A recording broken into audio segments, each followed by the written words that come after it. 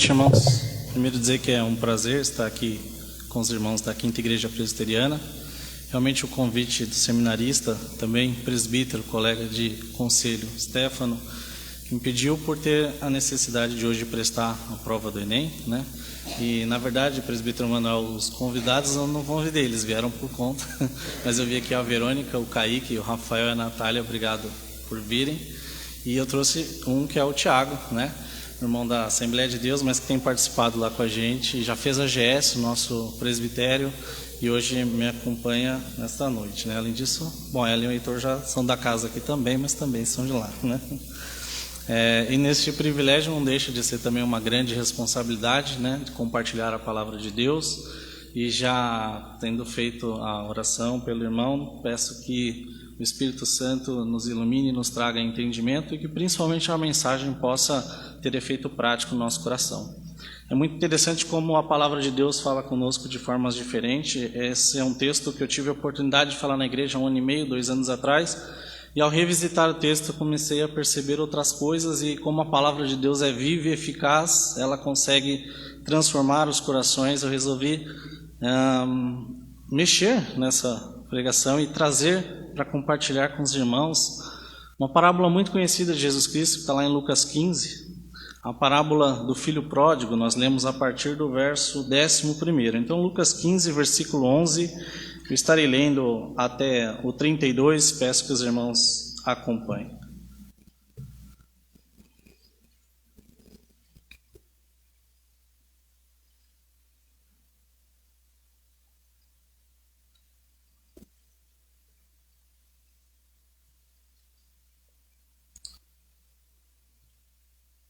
Continuou. Certo homem tinha 2 filhos. O mais moço deles disse ao pai: Pai, dá-me a parte dos meus bens que me cabe, e ele lhes repartiu os haveres. Passado não muitos dias, o filho mais moço, ajuntando tudo que era seu, partiu para uma terra distante, e lá dissipou todos os seus bens, vivendo dissolutamente. Depois de ter consumido tudo, sobreveio àquele país uma grande fome, e ele começou a passar necessidade. Então, ele foi e se agregou a um dos cidadãos daquela cidade, e este o mandou para os seus campos a guardar porcos. Ali, desejava ele fartar-se das alfarrobas que os porcos comiam, mas ninguém lhe dava nada. Então, caindo em si, disse: Quantos trabalhadores do meu pai têm pão com fartura, e eu aqui morro de fome? Levantar-me-ei e irei ter com o meu pai, e lhe direi: Pai, pequei contra os céus e diante de ti. Já não sou digno de ser chamado teu filho, trata-me como um dos teus trabalhadores. Levantando-se, foi para o seu pai, e vinha ele ainda longe, quando seu pai o avistou e, compadecido dele, correndo, o abraçou e beijou. E o filho lhe disse: Pai, pequei contra o céu e diante de ti. Já não sou digno de ser chamado teu filho. O pai, porém, disse aos teus servos: Tragam depressa a melhor roupa, vestiu, ponde-lhe um anel no dedo e sandália nos pés. Trazei também e matai o novilho cevado, comamos e regozijemo-nos, porque este meu filho estava morto e reviveu, estava perdido e foi achado. E começaram a regozijar-se. Ora, o filho mais velho estivera no campo, e quando voltava, ao aproximar-se da casa, ouviu a música e as danças. Chamou um dos criados e perguntou-lhe o que era aquilo. E ele lhe informou: Veio o teu irmão, e o teu pai mandou matar o novilho cevado, porque o recuperou com saúde. E ele se indignou e não queria entrar. Saindo, porém, o pai procurava reconciliá-lo.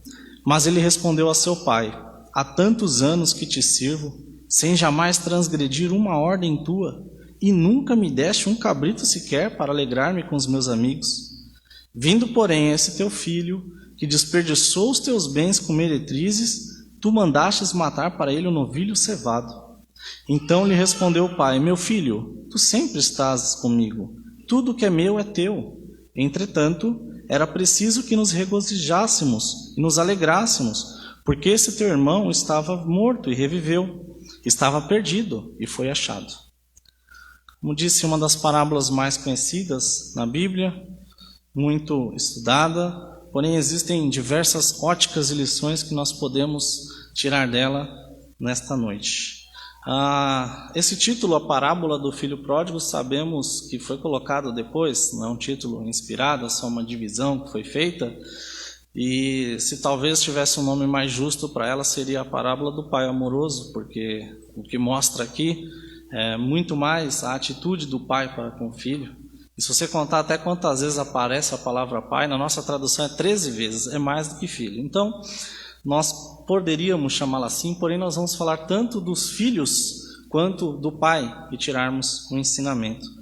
E como eu disse, essa divisão não está justa também, porque você viu que a primeira palavra dessa parábola é a palavra continuou. Se diz que continuou, então tinha algo antes. Vamos ler o que tinha antes. A parábola da dracma perdida.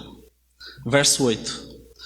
Ou qual a mulher que, tendo 10 dracmas, se perder uma, não acende a candeia, varre a casa e a procura diligentemente até encontrá-la?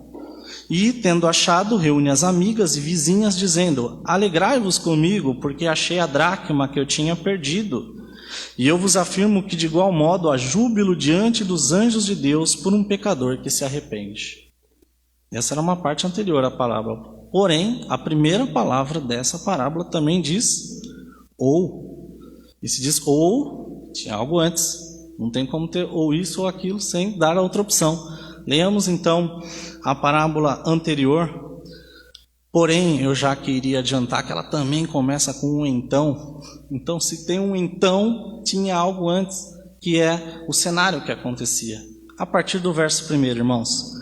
Aproximavam-se de Jesus todos os publicanos e pecadores para o ouvir, e murmuravam os fariseus e os escribas, dizendo: este recebe pecadores e come com eles. Então, lhes propôs Jesus uma parábola. Qual dentre vós é o homem que, possuindo 100 ovelhas, e perdendo uma delas, não a deixa no deserto, as 99 e vai em busca da que se perdeu até encontrá-la?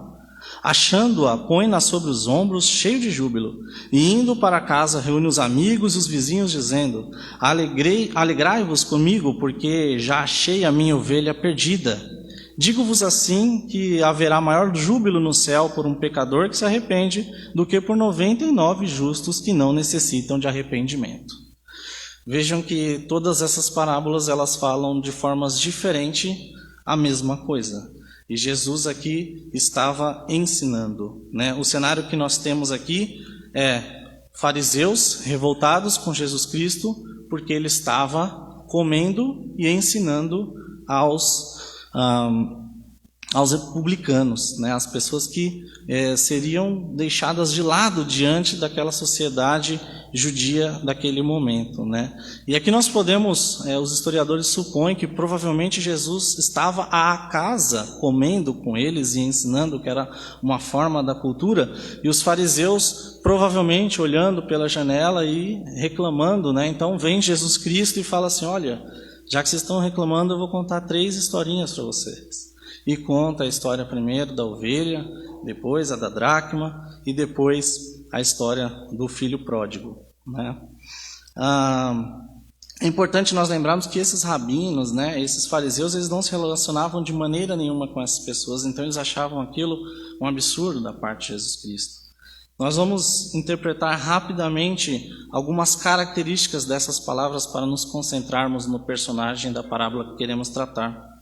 Na da ovelha perdida, nós temos uma ovelha de 100 que está perdida fora de casa, num deserto.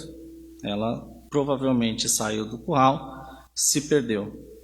Outra característica é que ela sabia que estava perdida. Por mais que seja um animal, né? Quando o seu cachorro se perde de casa, ele sabe que ele não está no habitat dele, e apesar de muitas vezes não conseguir voltar, ele tem essa noção de que está perdido e se desespera com isso. Outra característica também era de que essa ovelha, né, era a garantia do emprego desse pastor.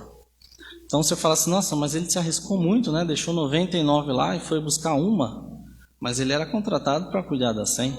Se talvez uma se perdesse, seria descontado do seu salário. Então, essa ovelha tem uma característica de salvação do emprego desse pastor, né?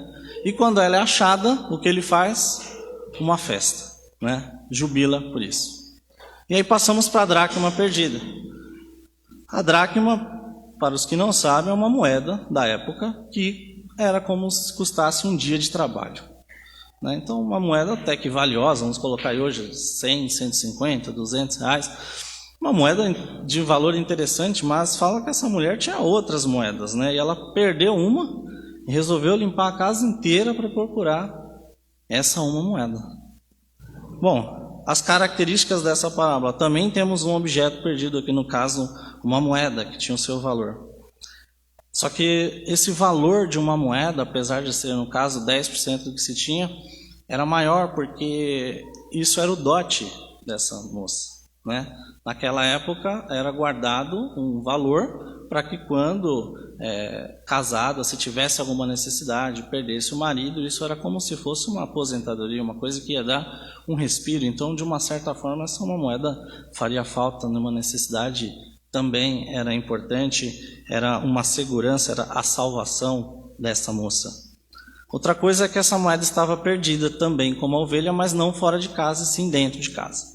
Quando você perde algo, você fala assim, não bem perdi, está em casa lá, mas não sei onde é que está, mas vou caçar e vou achar. E a outra característica é que essa moeda não sabia que estava perdida, diferente da ovelha, né? A moeda não tem inteligência, estava perdida dentro de casa, mas não sabia. Porém, quando foi achada, teve uma festa. Ela chamou as amigas, combinou no WhatsApp e fizeram uma festa porque acharam a moeda que estava perdida. E agora nós chegamos aqui a uma parábola que começa a falar dos dois filhos, e nós temos que nos fazer essa pergunta, né? Onde eles estão, né? Eles estão perdidos? É dentro? É fora de casa? O que tem a ver essa parábola finalmente com essas outras? E aí eu convido você para que nós destrinchemos os três personagens. O primeiro deles, o filho pródigo, né? Uma coisa que nós vemos aqui é que ele era o filho mais novo. Então, de dois, nós tínhamos um mais novo que resolveu pedir a herança do pai. Então pensa que na nossa cultura hoje já não é uma coisa muito comum você chegar ao seu pai vivo e pedir a herança dele. Isso naquela cultura do Oriente Médio, naquele tempo atrás, basicamente era dizer assim, pai, eu gostaria que você morresse hoje e eu não me importo mais com o senhor e eu vou seguir a minha vida. Então era uma coisa inacreditável, não só naquela época, ainda hoje é assim nessa cultura do Oriente Médio. Essa herança era 1/3, né? A maior parte fica com o filho mais velho. O mais jovem resolveu pegar a sua parte e foi curtir para uma terra distante, foi para outro país, né? Porque provavelmente não queria ter comentários dos vizinhos, também não queria ter a influência do pai, queria viver com a herança do pai conforme quisesse. Aqui narra que de forma dissoluta, né, de acordo com a sua vontade. Porém, o dinheiro uma hora acaba, né? Dentre as festanças, os amigos, enquanto se tinha, o dinheiro acabou bem numa época que estava tendo fome naquele lugar. E a única coisa que ele achou foi um trabalho para cuidar de porcos. E acho que hoje já não é muito agradável cuidar de porcos, naquela época devia ser menos, e para um judeu ou para alguém daquela época, o porco é um animal imundo, é uma coisa que você teria a pior coisa, a pessoa falar assim, eu prefiro morrer do que cuidar de porcos. E o pior é que ele não só cuidava de porcos, o desejo dele aqui que narra é que ele tinha vontade de comer o que o porco comia.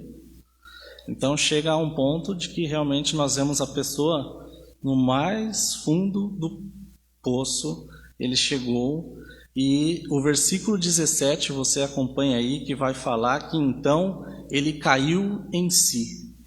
A partir daqui tem uma conversão do texto. Fala que se ele caiu em si, provavelmente ele estava antes fora de si. Ele não tinha ideia do que estava acontecendo e aonde ele conseguiu chegar, até que num dado momento esse cair em si é uma forma de demonstrar o arrependimento com toda aquela situação. Ele pensou, poxa, olha o que eu fiz, olha onde eu cheguei, e hoje olhando, quem trabalha para o meu pai come melhor que eu que estou aqui, né? E a gente percebe que esse arrependimento é verdadeiro porque no verso 18 ele começa a ensaiar um discurso para falar com o pai, né? Aqui narra que ele vai dizer para o pai assim, pai, eu pequei diante do céu e diante de ti, né? Já não sou digno de ser chamado um filho teu, me trata pelo menos como um dos teus servos. Aqui está demonstrando que o arrependimento envolve a percepção de que nós violamos a lei de Deus e o desonramos. Então Então, o verdadeiro arrependimento passa por isso, a nós percebermos a nossa situação, que estamos muitas vezes no meio da lama, diante dos porcos, sabendo o que temos que fazer, estamos desobedecendo ao nosso Pai. O arrependimento também ele nos humilha, que ele diz que já não é digno de ser chamado um filho, ou seja, tira até aquele senso de merecer uma bênção. Porém, preserva a esperança de misericórdia, porque ele fala assim, então me trata pelo menos como um dos trabalhadores. Veja que ele é corajoso, porque se ele tinha saído de casa desejando que o pai morresse, voltar agora era correr um grande risco. Ele podia passar por coisas, né, piores, mas como eu disse, cuidar de porcos talvez fosse semelhante até a morrer.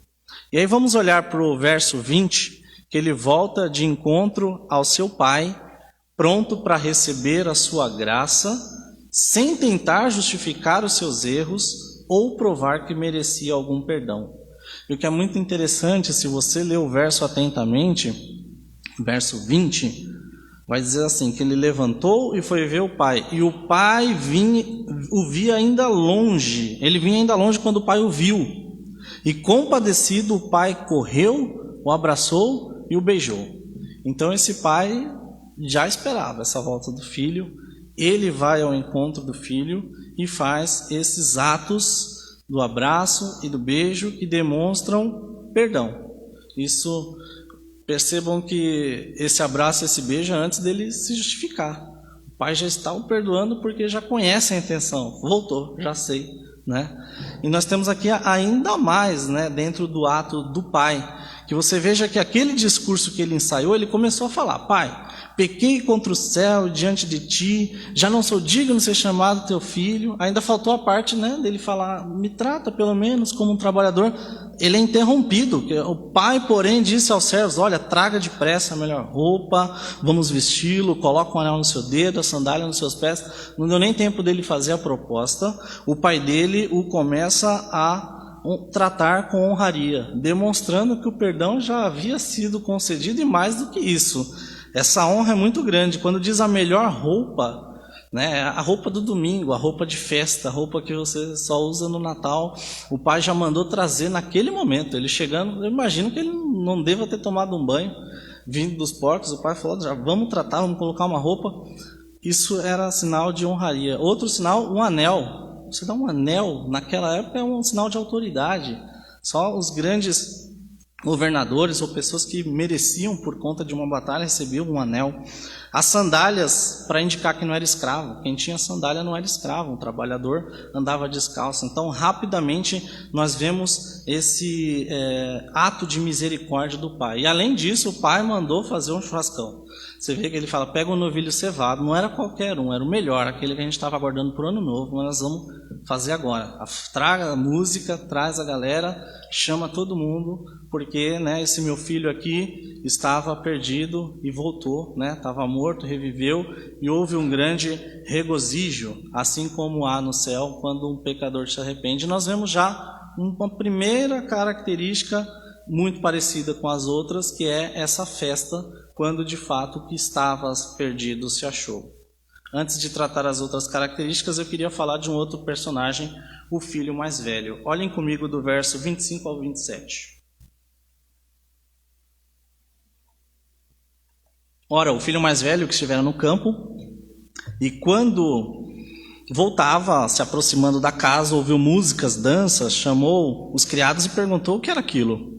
E eles informou, veio o teu irmão, e o teu pai mandou matar um novilho cevado, porque o recuperou com saúde. Então aqui nós vemos o filho que estava lá trabalhando, não tinha saído de casa, né? Não tinha gastado a herança do pai, talvez, e não entende o que motivo era aquele. E talvez nós nos colocando no lugar deles, poderíamos também nos indignar. Está errado isso daí. Ele fala para o pai, né? Pai, como assim? Esse teu filho aí foi lá, gastou a herança, não demonstrou nenhum tipo de respeito pela sua parte, e agora volta e o senhor faz toda essa festa. Ele ficou bravo até com a carne do churrasco, né? Ele falou assim, para ele um novilho cevado, eu nunca um cabritinho para curtir com meus amigos. Ele fala isso, né? Não consegui fazer um churrasco nem dia 100 e esse daí comendo a picanha, né? Ainda do lado de fora, porque você vê lá que o pai foi lá conversar com ele, porque ele estava indignado, ele não queria entrar, ele não queria participar dessa festa. E ainda ele usa justificativa, ele fala, puxa, há tantos anos que eu te sirvo, né? Eu nunca te desobedeci. Ele começou a usar aqueles argumentos assim que hoje a gente podia fazer. Começou a fazer um drama na história ali, né? Mas isso, na verdade, demonstrava de que ele tratava o relacionamento com o pai como se fosse um fardo. Ele não estava se sentindo ali como um filho, e sim como um servo. Tanto que o pai fala, filho, você está aqui comigo sempre, você come do que eu como, tudo que eu tenho é seu. Não fique assim, o seu irmão estava perdido, por isso nós estamos fazendo essa festa, né? Tenta explicar tudo isso, mas de fato ele não percebe, né? Ele acreditava em uma base de recompensa por mérito. Ele achava que só ele deveria ser considerado filho agora por não ter saído de casa. Porém, se nós formos colocar isso diante da graça de Deus e da salvação, nós sabemos que não é recompensa por obras, mas sim um dom gracioso de Deus, né? E é interessante que no versículo 30, quando ele vai se referir ao irmão dele, ele fala assim, esse teu filho, ele nem reconhece mais como irmão, ele fala, esse daí, aquele lá, né? Ele não trata mais esse pecador como um seu irmão. Muitas vezes nós também nos indignamos com a prosperidade do outro, né? Isso desde um salmista tem contando de que por que o outro que nem obedece a Deus está prosperando, está trocando de carro, tem a melhor casa, e eu que faço tudo certinho, o Senhor não me abençoa, né? Como que esse filho vai demonstrar amar a Deus se não amava nem ao seu próprio irmão? E aí nós vemos a frase do pai que diz que tudo que é dele também é do filho, né? É importante dizer que a atitude desse filho mais velho acabou o tornando cego, não percebendo o relacionamento rico e abençoado que ele tinha com o pai. Ele não teve que passar por aquelas coisas, apesar de ter sido um erro do irmão, ele sempre continuou em casa, tendo do melhor.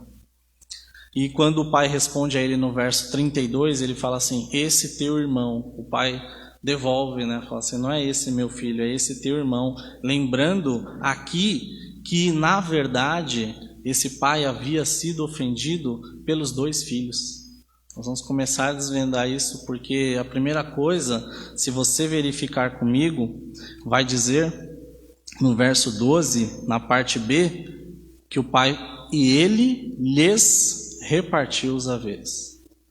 Então o pai não passou 1/3 para o menor e guardou o resto para dar para depois. Não, ele deu também herança para o outro filho.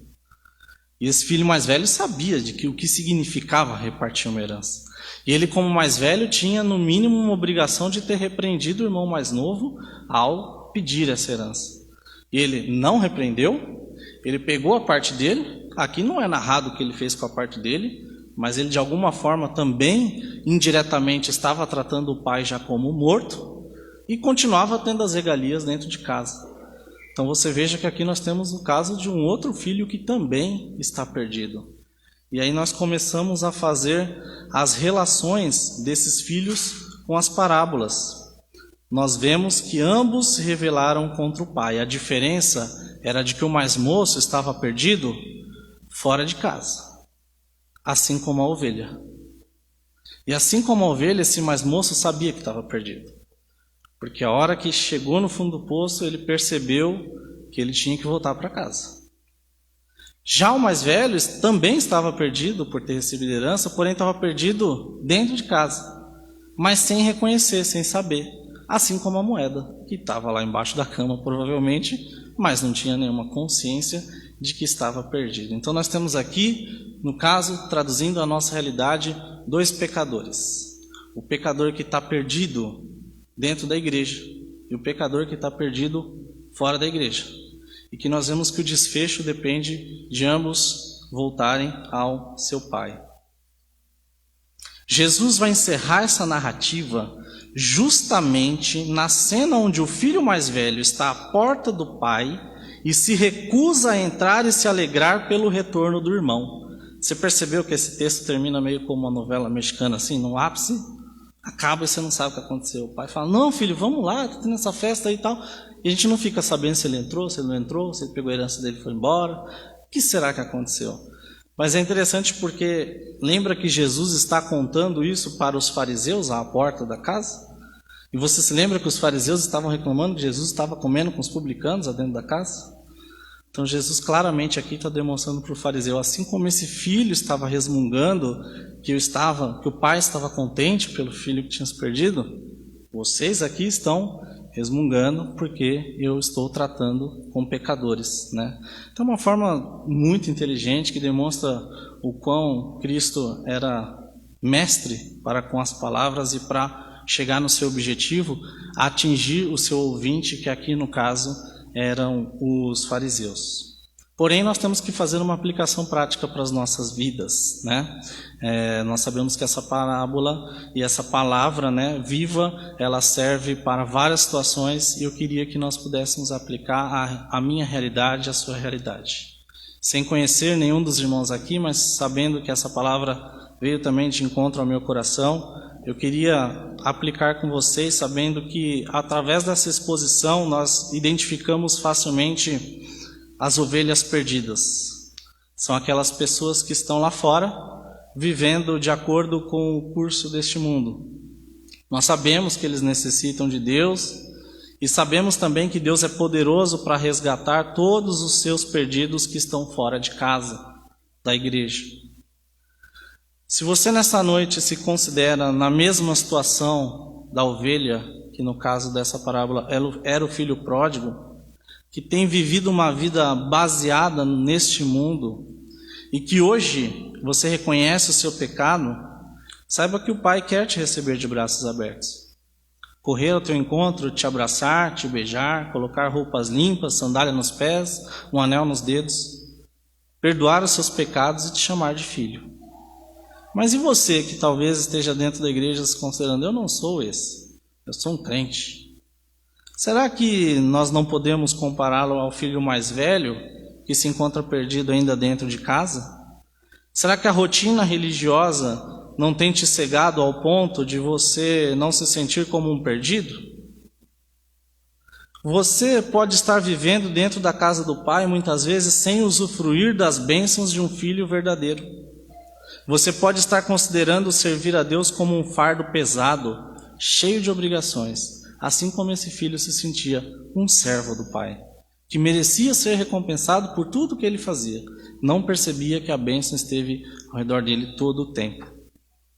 O fato é que nós podemos estar vivendo também, meus irmãos, como os fariseus, nos considerando muitas vezes os santos, sem necessidade de arrependimento, vivendo de uma forma legalista ao cumprir a lei, mas ainda assim estarmos perdidos. Tanto um quanto o outro, o Pai chama, vem, aceite ao doce convite do Evangelho, se entregue assim como a noiva se entrega à igreja, a Cristo, se entregue de forma plena, com toda a sua alma, com toda a sua força, com todo o seu entendimento. Entregue também os seus fardos diante de Deus. Muitas vezes nós vemos crentes cabisbaixos, sem ânimo, parece que não percebe, assim como aquele filho mais velho que volta para casa e fica revoltado por causa do churrasco. E ele estava sendo convidado para participar também. Deixe também as suas ansiedades, seus medos, as desculpas.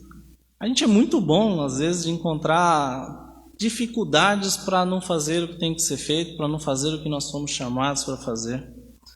Mas traga também diante de Deus os seus desejos, os seus sonhos. Nós temos aqui um filho arrependido que chegou ao fim, ao lamaçal, mas que teve uma esperança de voltar para casa e de, no mínimo, ser tratado como um servo.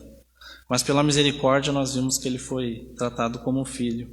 Reconheça, meu irmão, que muitas vezes você pode estar morto no seu delito e pecado, de que carece de Jesus Cristo, que é o único que pode trazer a vida e conceder a honra de você não mais se sentir um servo, mas sim um filho de Deus.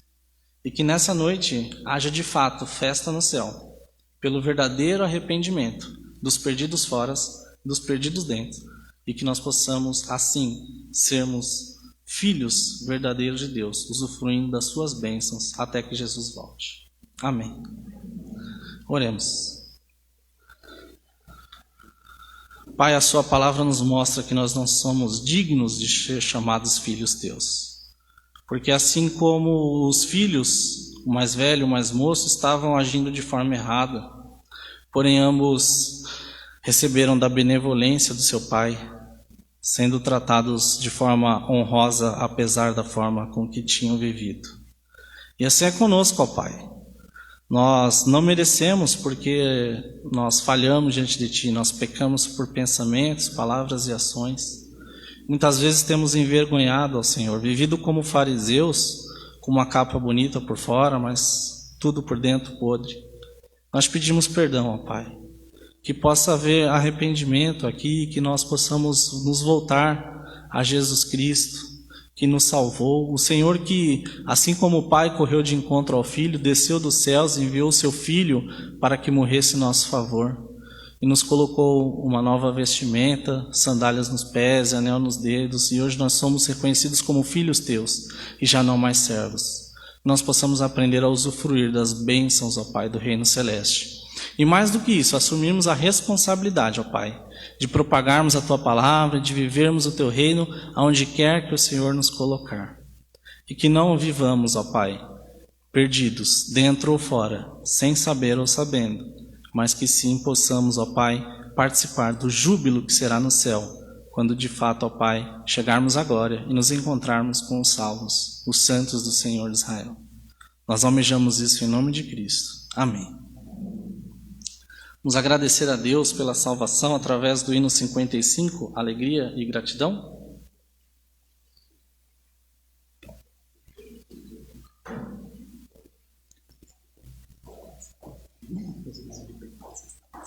Eu não sei, eles costumam fazer isso, desculpa na hora.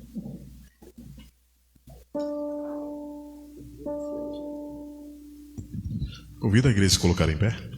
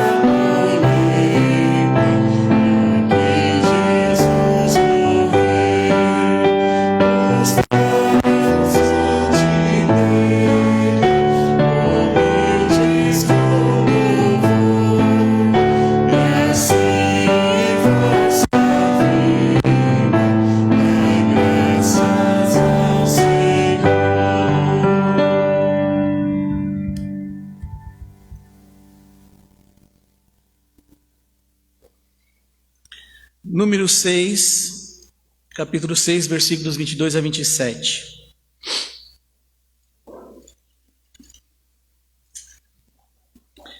Disse o Senhor a Moisés: Fala a Arão e a seus filhos, dizendo: Assim abençoareis os filhos de Israel, e dir-lhe-eis: O Senhor te abençoe e te guarde, o Senhor te faça resplandecer o rosto sobre ti e tenha misericórdia de ti.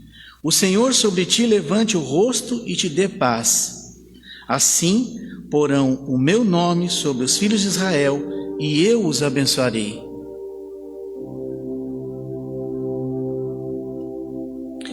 Nós temos no pós-lúdio agora o hino de número 202. Esse foi ensaiado? Não? Então os irmãos podem se sentar e ouçamos o pós-lúdio.